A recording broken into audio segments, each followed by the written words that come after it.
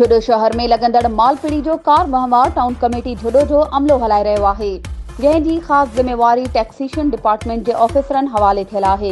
गुज़िरियल सूमर ते लॻल मालपीड़ी जो समूरो इंतज़ाम टाउन कमेटी वटि हो।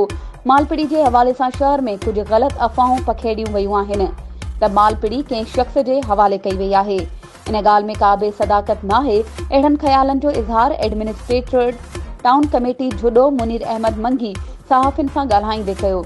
हुन चयो त मालपीड़ी जे ऑक्शन जो असां बाक़ाइदा अख़बारुनि में इश्तिहार ॾिनो हो ऐं मुक़रर तारीख़ुनि ते असां टाउन कमेटी में नीलामी जी तक़रीब बि रखी हुई, पर 3 ॾींहनि दौरान कंहिं बि ठेकेदार मालपीड़ी वठण में दिलचस्पी ज़ाहिर न कई, जंहिं बाबति क़ानूनी तौर ते जुडो जी मालपीड़ी टाउन इंतज़ामिया हलाए रही आहे ऐं मालपीड़ी मां हासिल थींदड़ आमदनी जुडो टाउन कमेटी जे अकाउंट में जमा कराई पई वञे।